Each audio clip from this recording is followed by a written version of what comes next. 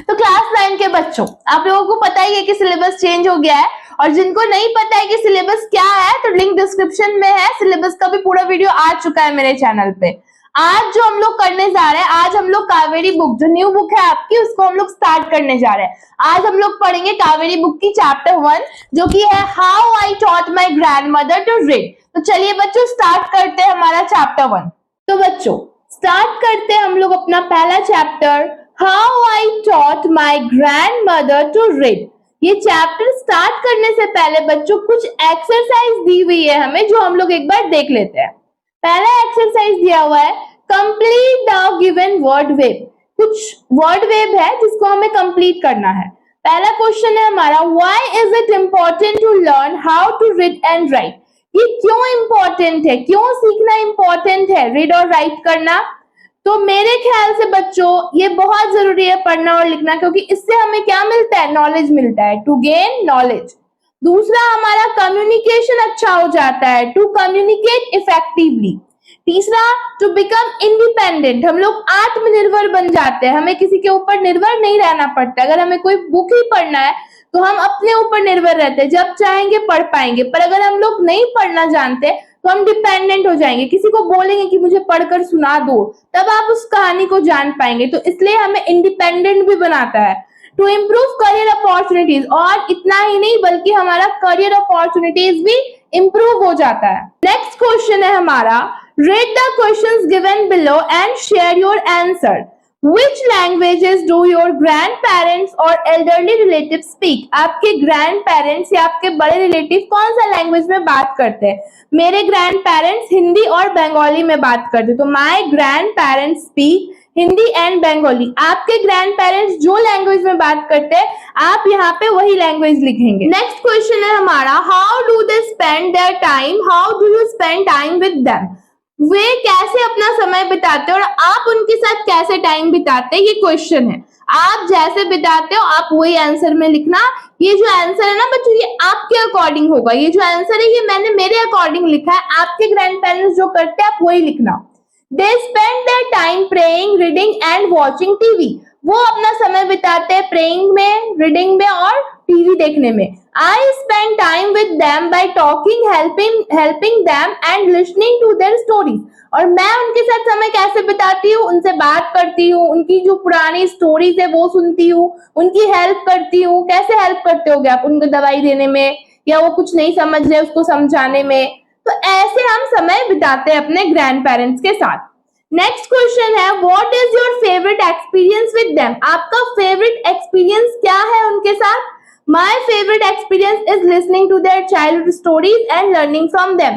मेरा जो favourite experience है अपने ग्रैंड पेरेंट्स के साथ वो ये है कि मैं उनकी बचपन की स्टोरीज सुनती हूँ और उससे कुछ सीखती हूँ। आपका जो एक्सपीरियंस है अपने ग्रैंड पेरेंट्स के साथ आप वही लिखना। What is something that the elderly in your family cannot do easily but enjoy watching you do? आपके जो बड़े हैं फैमिली में, जो आपके ग्रैंड पेरेंट्स है या बड़े हैं, वो क्या है जो वो नहीं कर पाए हैं, जो वो आपको देखकर इंजॉय करते हैं। So they can not use modern technology easily but enjoy watching me use a phone और कंप्यूटर। वो जो है ना मॉडर्न टेक्नोलॉजी यूज नहीं कर पाए हैं, लेकिन मुझे टेक्नोलॉजी यूज करते हुए देख के वो बहुत खुश होते हैं। जैसे मैं फोन यूज करती हूँ या कंप्यूटर चला सकती हूँ तो उनको बहुत खुशी मिलती है, क्योंकि वो जो टेक्नोलॉजी है वो लोग यूज नहीं कर पाए, पर वो अपने ग्रैंड चिल्ड्रंस को देख पा रहे हैं कि करते हुए, तो उनको बहुत खुशी मिलती है। नेक्स्ट हमारा एक पैसेज दिया हुआ है बच्चों, read the following passage, match the highlighted words with their meaning given in the box below. तो पहले पैसेज को पढ़ते हैं। तो बच्चों चलिए अब बुक स्टार्ट करते हैं, पैसेज देखते हैं हमारा। ये हम लोगों ने कर लिया वर्ड वेब। तो चलिए बच्चों देखते हैं passage. Read the following passage, match the highlighted words with their meanings given in the box below. ये हमें कुछ वर्ड मीनिंग्स दी हुई है, इनको हमें पैसेज में जो वर्ड्स है उसके साथ मैच भी करना है। पहले पैसेज देखते हैं। The casting for the protagonist of our school annual play was done after a lot of debate as many good actors had auditioned for the role. यहाँ पे बच्चों स्कूल का एनुअल प्ले के लिए, यहाँ पे जो आपका प्ले होने वाला है उसके लिए एक प्रोटोगनिस्ट, प्रोटोगनिस्ट का मतलब ही होता है मेन कैरेक्टर। प्रोटोगनिस्ट मतलब क्या होता है, मेन कैरेक्टर, तो यहाँ पे मैच हो गया ना, प्रोटोगनिस्ट मतलब मेन कैरेक्टर, स्टोरी का, नॉवेल का जो भी मेन कैरेक्टर है उसी को हम लोग प्रोटोगनिस्ट बोलते हैं। ये इसलिए आप लोगों को दिया गया है क्योंकि ये सारे वर्ड्स ना आप जब चैप्टर पढ़ोगे तब आपके हेल्प में आएंगे, क्योंकि ये सारे वर्ड्स चैप्टर में भी यूज हुए हैं। तो प्रोटोगनिस्ट मतलब क्या होता है बच्चों? Main character. Debate as many good actors had audition. Debate मतलब क्या होता है बच्चों? डिस्कशन। तो बहुत सारे डिस्कशंस हो रहे हैं कि उस रोल को कौन करेंगे कौन नहीं करेंगे। बहुत सारे एक्टर्स आए हैं, उन्होंने अपना ऑडिशन दिया है। We had decided to present an episode. हम लोगों ने डिसाइड किया है कि हम लोग एक एपिसोड प्रेजेंट करेंगे। तो बच्चों एपिसोड क्या होता है? स्टोरी का एक पार्ट। तो a part of a story मतलब एपिसोड। ये भी मैच हो गया। फ्रॉम एन इंस्पिरेशनल स्टोरी, और स्टोरी क्या होगी? इंस्पिरेशनल होगी, इंस्पायर करने वाली स्टोरी होगी। It was a life story of a group of children who worked with the community to spread literacy. यहाँ पे एक ग्रुप ऑफ चिल्ड्रन का लाइफ स्टोरी होगा जो कि काम करेंगे एक साथ, किस लिए? लिटरेसी मतलब शिक्षा फैलाने के लिए। तो कम्युनिटी का मतलब क्या हो गया बच्चों? People living in one particular area. ये मैच हो गया हमारा कम्युनिटी के साथ। Every day we reached school early to practice with. हम लोग हर दिन स्कूल जल्दी पहुंचते थे प्रैक्टिस करने के लिए। कैसे प्रैक्टिस? With concentration. कंसंट्रेशन मतलब फोकस। ये वर्ड भी मैच कर गया। कंसंट्रेशन का क्या होगा? फोकस। तो फोकस के साथ ये लोग डेली जल्दी स्कूल पहुंचते थे प्रैक्टिस करने के लिए। We waited eagerly. हम लोग ईगरली वेट करते थे। ईगरली मतलब होता है बच्चों एक्साइटेडली। ईगरली मतलब एक्साइटेडली। तो ये कैसे वेट करते थे? ईगरली वेट करते थे फाइनल प्रेजेंटेशन के लिए। All of us played our role in a very convincing manner. और हम लोग सब कोई जो है ना अपना रोल्स को प्ले करते थे एक बहुत ही ज्यादा कन्विंसिंग मैनर में। कन्विंसिंग का मतलब होता है बच्चों बिलीवेबल। तो कन्विंसिंग मैच कर रहा है किससे? बिलीवेबल से, मतलब भरोसा दिलाने वाला स्टोरी जो देख के आपको बिलीव हो जाएगा कि हाँ ऐसा ही होता है रियल लाइफ में भी। As our theater teacher had guided us well, जो हमारे थिएटर टीचर थे उन्होंने हमें बहुत अच्छे से गाइड किया था। गाइडेड का यहाँ पे क्या हो जाएगा बच्चों? डायरेक्टेड। गाइडेड मतलब डायरेक्टेड। तो ये हमारा मैच हो गया। अब हम लोग जा रहे हैं बच्चों अपना स्टोरी पढ़ने। अब जो न्यू बुक आई है ना बच्चों, उसमें स्टोरी में पिक्चर्स भी है, थोड़ा फन भी है और बहुत इंटरेस्टिंग भी है। रियल लाइफ से जुड़े हुए स्टोरीज है, तो आपको मजा आने वाला है। चलिए स्टार्ट करते हैं। When I was a girl of about 12, I used to stay in a village in North Karnataka with my grandparents. Narrator बोल रही है कि जब वो 12 साल की थी तो वो अपने ग्रैंड पेरेंट्स मतलब अपने दादा दादी के साथ नॉर्थ कर्नाटका में रहती थी। कहाँ पे? नॉर्थ कर्नाटका के एक गांव में रहती थी। Those days the transport system was not very good. उन दिनों जो ट्रांसपोर्ट सिस्टम था, जो यातायात का सुविधा था, वो बिल्कुल भी अच्छा नहीं था। So we used to get the morning paper only in the afternoon. इसी वजह से उन लोग का जो मॉर्निंग पेपर था ना वो लोग को आफ्टरनून में मिलता था। The weekly magazine used to come one day late. और जो वीकली मैगजीन आते थे वो एक दिन लेट आते थे। All of us would wait eagerly. देखो बच्चों eagerly आ गया ना। eagerly का मतलब क्या बताया मैंने? excitedly. तो वो लोग जो थे ना बहुत ही ईगरली मतलब एक्साइटेडली इंतजार करते थे वीकली मैगजीन का। जो वीकली मैगजीन जो बस में आता था ना उस बस का वो लोग बहुत ही ईगरली वेट करते थे, मतलब एक्साइटेडली वेट करते थे। Which used to come with the papers, जो कि पेपर्स के साथ आता था। वीकली मैगजीन भी लेके आता था और पोस्ट भी लेके आता था। At that time, Triveni was a very popular writer in the Kannada language. उस समय जो त्रिवेणी थी ना वो बहुत ही पॉपुलर राइटर थी, कन्नड़ लैंग्वेज की बहुत पॉपुलर राइटर थी। She was a wonderful writer, बहुत ही वंडरफुल राइटर थी त्रिवेणी। Her style was easy to read and very convincing. देखो उनका जो स्टाइल था ना लिखने का त्रिवेणी का वो बहुत ही इजी था। वो मतलब इतना इजी लैंग्वेज में लिखती थी कोई भी पढ़ के समझ जाए। And very convincing. कन्विंसिंग मतलब बिलीवेबल। कन्विंसिंग मतलब मैंने क्या बताया था? बिलीवेबल।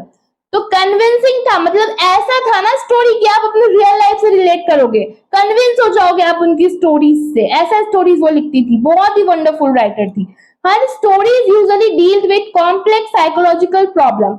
उनका जो स्टोरीज होता था वो कॉम्प्लेक्स साइकोलॉजिकल प्रॉब्लम्स, मतलब रियल लाइफ से रिलेटेड जो प्रॉब्लम्स होती है उसके ऊपर होते थे, in the lifes of ordinary people. और कैसे लोगों के ऊपर? ऑर्डिनरी पीपल, नॉर्मल पीपल के ऊपर उनके रियल लाइफ से रिलेटेड वो स्टोरीज लिखती थी। And where always very interesting, और हमेशा इंटरेस्टिंग होते थे। Unfortunately for Kannada literature, she died very young. लेकिन कन्नड़ लिटरेचर के लिए ये बहुत ही ज्यादा दुर्भाग्यवश बात है कि वो बहुत ही कम उम्र में दुनिया छोड़कर चली गई। Even now, after 40 years, people continue to appreciate her novels. लेकिन आज भी 40 साल के बाद लोग उसके नॉवेल्स को पढ़ते हैं और एप्रिसिएट करते, इतना अच्छा राइटिंग है। वंडरफुल राइटर्स का बात ही यही होता है बच्चों। One of her novels called Kashi यात्रा, त्रिवेणी का एक नॉवेल था जिसको बोलते हैं काशी यात्रा। उनका एक नॉवेल है Kashi Yatra, was appearing as a serial in the Kannada weekly Karmaveera. Then तो वो जो सीरियल की तरह आता था कन्नड़ वीकली मैगजीन में, जिसका नाम था Karmaveera. Then it is the story of an old lady. इसमें स्टोरी किसका था? एक बूढ़ी औरत का, ओल्ड लेडी का। And her ardent desire to go to Kashi, और उसका एक अर्डेंट डिजायर था। अर्डेंट डिजायर मतलब जो किसी चीज को लेकर बहुत ही ज्यादा डिजायर, इच्छा रखता हो, जोश रखता हो कि हाँ उसको जाना है। तो वो जो बूढ़ी औरत थी ना, उसका अर्डेंट डिजायर था काशी जाने का और Varanasi. Most Hindus believe that going to Kashi and worshipping Lord Vishweshwara is the ultimate पुण्य। हमारे हिंदू धर्म में यही मान्यता है ना बच्चों की काशी जाना, भगवान विश्वेश्वरा की पूजा करना एक अल्टीमेट पुण्य की प्राप्ति होती है। तो this old lady also believed in this, ये बूढ़ी औरत भी इस पे ही भरोसा करती थी। And her struggle to go there was described in that novel, और उसका वहां तक जाने का जो स्ट्रगल है वही डिस्क्राइब है इस नॉवेल में। In the story there was also young orphan girl, इसी स्टोरी में बच्चों एक ऑर्फन गर्ल भी होती है। ऑर्फन गर्ल मतलब अनाथ लड़की। Who falls in love but there was no money for the wedding, जिसको प्यार तो हो जाता है पर शादी करने के लिए पैसे नहीं होते हैं। In the end, the old lady gives away all her saving without going to Kashi. वो जो बूढ़ी औरत थी जिसने काशी जाने के लिए पैसे जमा किए थे बच्चों, वो अपना सारा पैसा उस ऑर्फन अनाथ लड़की को दे देती है शादी करने के लिए काशी ना जाकर। She shares the happiness of this orphan girl is more important than worshipping Lord Vishweshwara at Kashi. बूढ़ी औरत क्या बोलती है कि ये जो खुशी है ना ऑर्फन गर्ल की शादी कराने का, वो ज्यादा इंपॉर्टेंट है काशी जाने से। मतलब बूढ़ी औरत यहाँ पे बोल रही है कि काशी जाके भगवान विश्वेश्वरा का पूजा करने से भी ज्यादा इंपॉर्टेंट यहाँ पे उसके लिए वो अनाथ लड़की की खुशी है। माय ग्रैंड मदर कृष्टका, अब नरेटर बोल रही है कि जो उसकी दादी है ना Krishtakka, never went to school so she could not read, कभी स्कूल नहीं गई है इसलिए वो पढ़ नहीं सकती है। Every Wednesday the magazine would come and I would read the next episode of the story to her. हर वेडनेसडे को मैगजीन आती है और ये अपनी दादी के लिए स्टोरी पढ़ देती है। During that time she would forget all her work and listen with the, उस समय ना दादी है ना बहुत ध्यान से सुनती है, सारे काम छोड़ देती है। And listen with the greatest concentration, और बहुत ध्यान से सुनती है।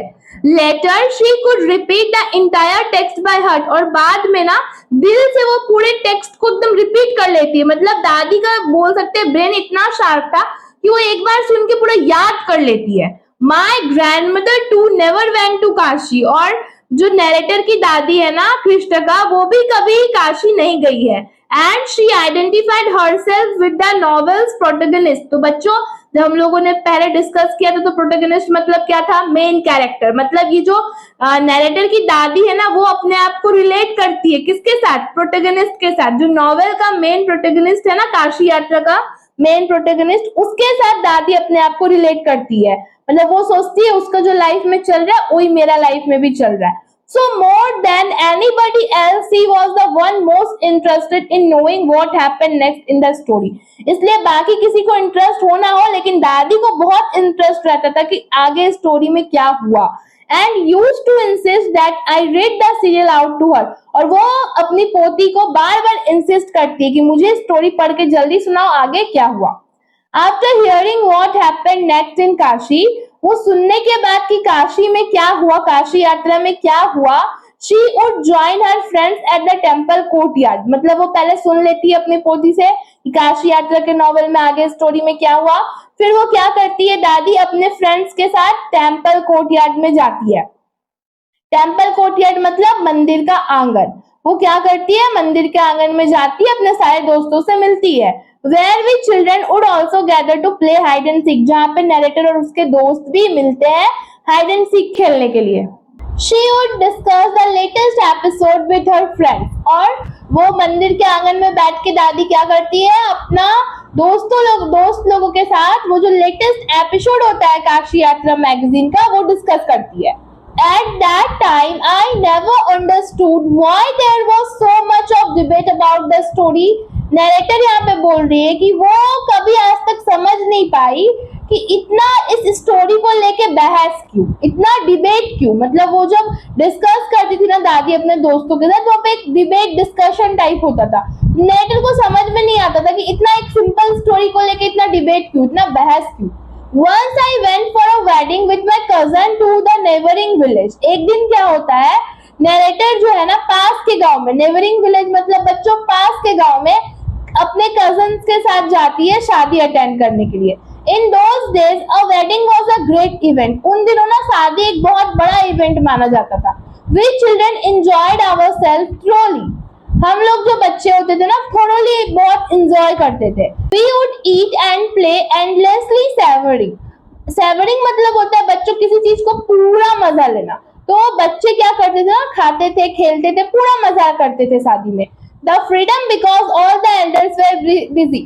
ये फ्रीडम आजादी, फ्रीडम मतलब आजादी, उनको आजादी मिल जाती थी खेलने की। क्यों? क्योंकि बड़े जो होते थे वो शादी के रिचुअल्स में बिजी रहते थे। I went for a couple of days but ended up staying there for a week. Couple of days का मतलब होता है बच्चों एक दो दिनों के लिए। तो वो जो थी ना एक दो दिनों के लिए गई थी, लेकिन उसको पूरा एक सप्ताह तक रुकना पड़ गया था। When I came back to my village, I saw my grandmother in tears. जब नरेटर वापस आई शादी से, वो अपनी दादी को देखती है कि वो रो रही है। I was surprised. वो सरप्राइज थी। For I had never seen her cry even in the most difficult situation. Narrator इतना सरप्राइज क्यों थी? क्योंकि जिंदगी में जितना भी बड़ा डिफिकल्ट सिचुएशन आया हो, दादी आज तक नहीं रोई है, पर आज क्यों रो रही है? What had happened? क्या हुआ होगा? I was worried. बहुत worried थी।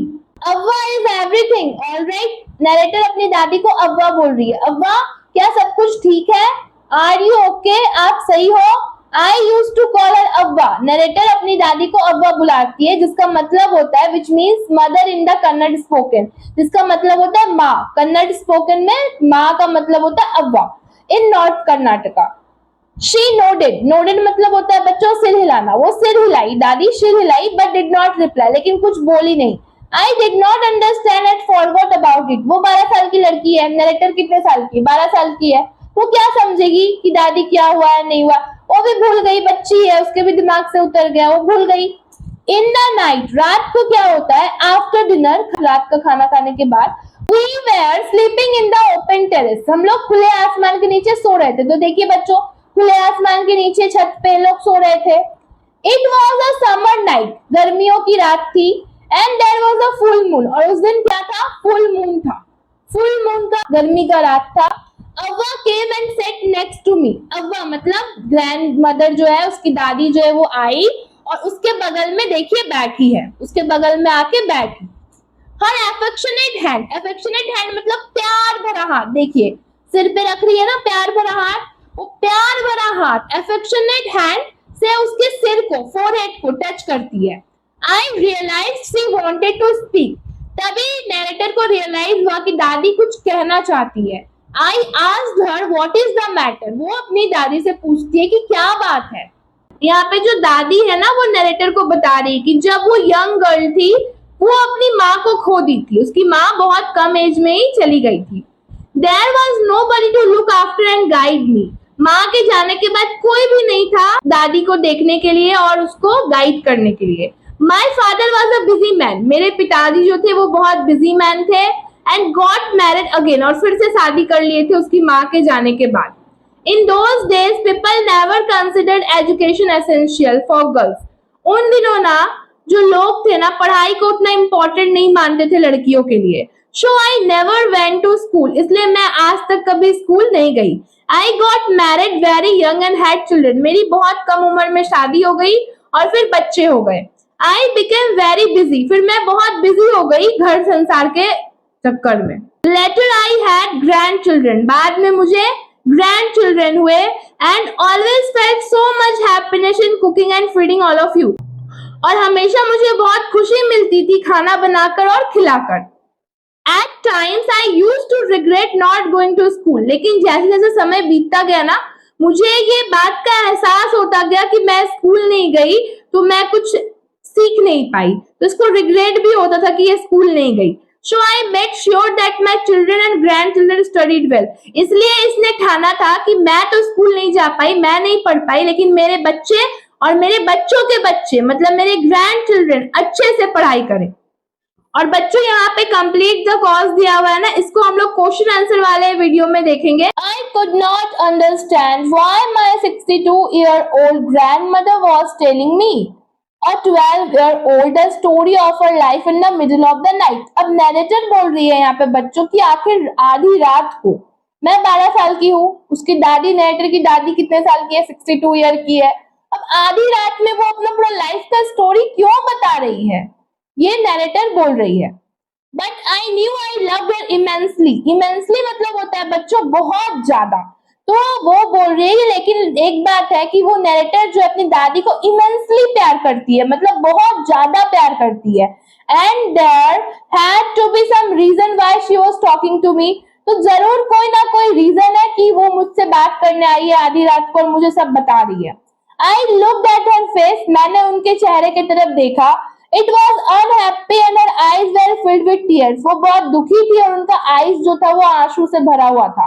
She was a good looking lady who usually always smiling, वो जो थी ना, दादी जो थी ना, बहुत गुड लुकिंग लेडी थी और हमेशा हंसते रहती थी। Even today I can not forget the worried expression, पर आज का जो उनका फेस का एक्सप्रेशन है, जो फेस पे उनका जो आज इतना दुखी है, चिंता है, ये मैं कभी नहीं भूल पाऊंगी।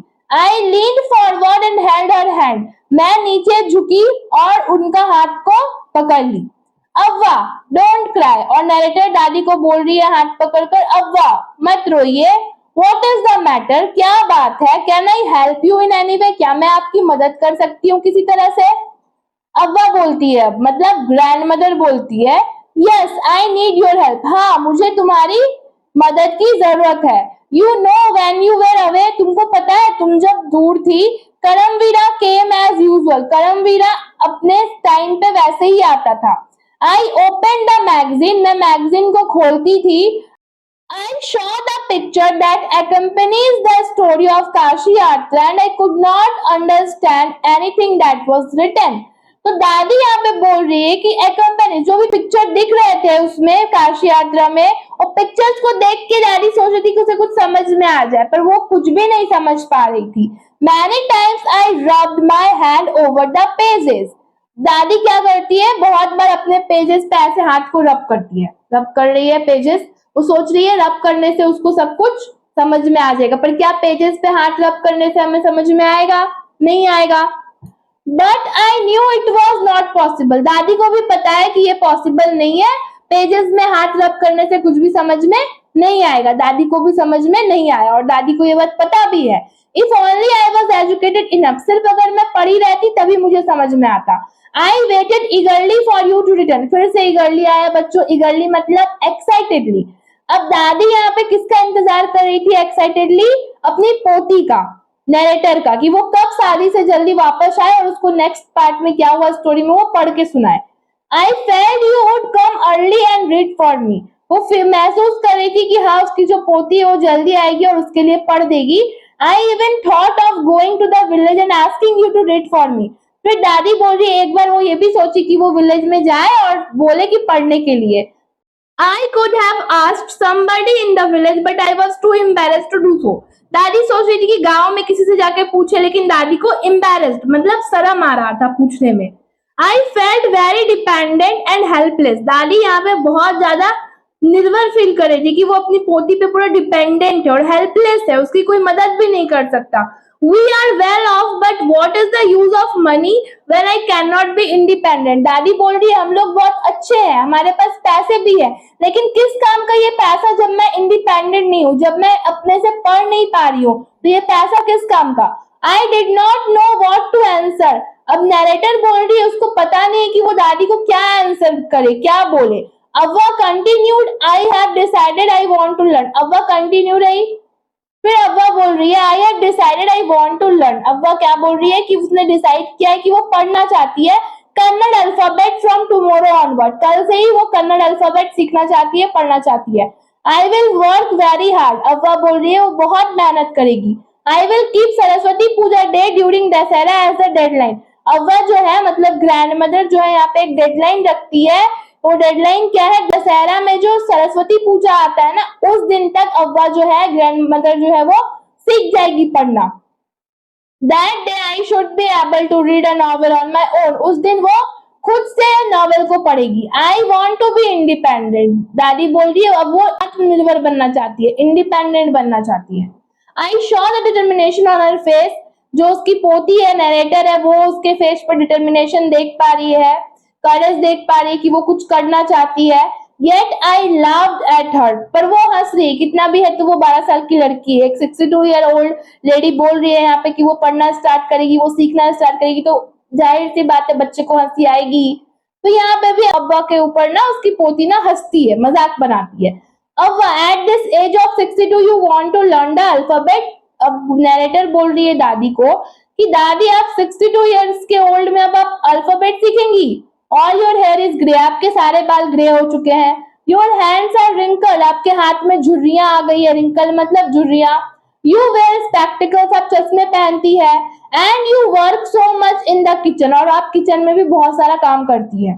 Childishly I made fun of the old lady. बचपने में इसने मजाक बनाया दादी का, बट शी जस्ट स्माइल। लेकिन दादी सिर्फ मुस्कुराई।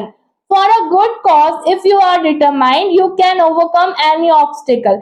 दादी यहाँ पे बोल रही है अगर तुम किसी चीज के लिए डिटरमाइंड हो, दृढ़ निश्चय करके रखे हो, तो कितने भी ऑब्स्टिकल मतलब मुश्किलें आ जाए तुम उस सबको दूर कर लोगे। आई will work harder than anybody but I will do it. तो यहाँ पे वो दादी बोल रही है मैं बहुत मेहनत करूंगी। For learning there is no age bar. दादी ये भी बोल रही है कि पढ़ने के लिए कोई भी उम्र नहीं होती, कोई सीमा नहीं होती। The next day onward I started my tuition. Next day से ही मैंने दादी का ट्यूशन लेना स्टार्ट कर दिया। अव्वा वॉज अ वंडरफुल स्टूडेंट। अव्वा जो थी वो बहुत वंडरफुल स्टूडेंट थी। The amount of homework she did was amazing. जितने होमवर्क देती थी वो अपने दादी को सब दादी कर लेती थी। She would read, repeat, write and recite. वो सब कुछ पढ़ सकती थी, रिपीट कर सकती थी, लिख सकती थी। रिसाइट मतलब बोलना, बोल सकती थी। I was her only teacher. मैं उसकी सिर्फ अकेली टीचर थी। And she was my first student. और वो जो थी ना मेरी पहली स्टूडेंट थी। Little did I know that one day I would become a teacher in computer science and teach 100 of students. यहाँ पे नरेटर बोल रही है कि एक दिन उसको पता भी नहीं था कि एक दिन ना वो कंप्यूटर साइंस की टीचर बन जाएगी और 100 स्टूडेंट्स को पढ़ाएगी। The Dussehra festival came as usual. Dussehra festival जैसे आता है वैसे आ गया। Secretly I bought काशी यात्रा which had been published as a novel by that time. अब दशहरा उस समय तक ना काशी यात्रा मैगजीन से अब नॉवेल में कन्वर्ट हो गया था। अब उसका नॉवेल छप गया था और ये छुपके से ना अपनी दादी के लिए काशी यात्रा का नॉवेल खरीद लेती है। My grandmother called me. मेरी दादी मुझे बुलाती है। To the puja place and made me sit down on a stool. मेरी जो दादी थी उसने मुझे पूजा के जगह पे बुलाया और मुझे स्टूल पे बैठाया।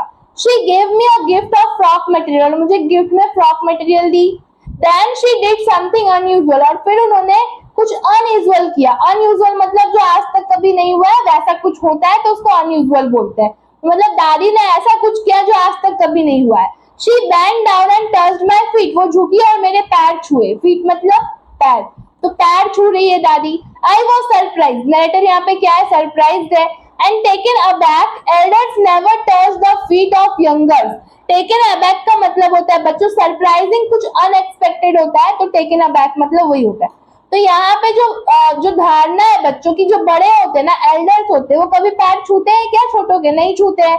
दादी पैर छू रही है। We have always touched the feet of God, elders and teachers. हम लोगों ने हमेशा बड़ों के पैर छुए, भगवान के पैर छुए और अपने टीचर्स के पैर छुए हैं। We consider that as a mark of respect, इसी को हम लोग रिस्पेक्ट देना कहते हैं। It is a great tradition but today the reverse had happened, ये बहुत बड़ा ट्रेडिशन है लेकिन आज उल्टा हो रहा है। रिवर्स मतलब अपोजिट, उल्टा। आज क्या हो रहा है? उल्टा हो रहा है। इट वॉज नॉट करेक्ट, ये सही नहीं है। शी सेड, अब दादी बोलती है, I am touching the feet of a teacher, कि मैं अपने टीचर के पैर छू रही हूँ, नॉट माई ग्रैंड डॉटर, ना कि मैं अपने पोती के पैर छू रही हूँ। मैं किसके पैर छू रही हूँ? अपने टीचर के।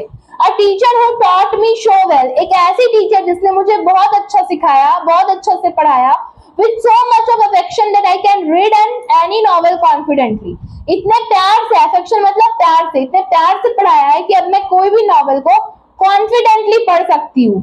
इन such a short period now I am independent, अब मैं इंडिपेंडेंट हूँ, अब मैं आत्मनिर्भर हूँ, अब मैं खुद से पढ़ सकती हूँ, अब मैं किसी पे डिपेंडेंट नहीं हूँ।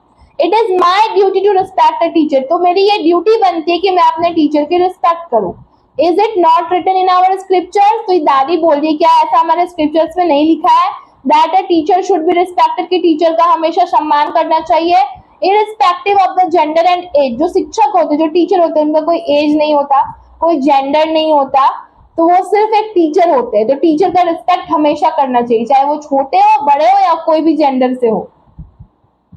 आई डिड रिटर्न हर नमस्कारा, अब यह नरेटर बोल रही है कि वो दादी को रिटर्न में नमस्कारा करती है। To her by touching her feet, उनके पैर छूती है। And give my gift to my first student, अपनी पहली स्टूडेंट को गिफ्ट देती है। She open it and read immediately, वो जो नॉवेल छुपके से दादी के लिए खरीद के लाई थी वो दादी को गिफ्ट देती है। दादी खोलती है और फिर पढ़ना शुरू कर देती इमीडिएटली, मतलब तुरंत। The title Kashi Yatra by Triveni, title पढ़ती है। टाइटल क्या था? Kashi Yatra by Triveni. And the publisher name, और पब्लिशर्स के नाम पढ़ती है।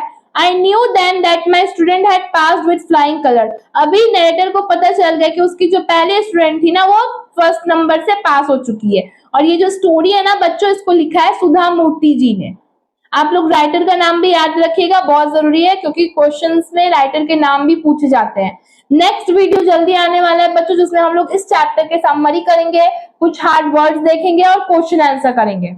तो बच्चों आज हम लोगों ने पढ़ा है चैप्टर 1 कावेरी का। आप लोग को चिंता करने की कोई जरूरत नहीं है, ऐसे ही सारे चैप्टर्स के वीडियो मेरे चैनल पे आएंगे। अब हम लोग देखेंगे नेक्स्ट वीडियो में question answer, summary, hard words और कुछ इनसाइड क्वेश्चंस जो कि एग्जाम में पूछे जाएंगे। और अगर आप लोग को कुछ भी दिक्कत है या कुछ भी आप लोग मुझसे पूछना चाहते हैं तो आप मुझे कमेंट में पूछिए, मैं सबको पर्सनली जवाब दूंगा। और अगर आप लोगों को मेरा वीडियो अच्छा लग रहा है तो फॉलो करना और सब्सक्राइब करना मत भूलिएगा।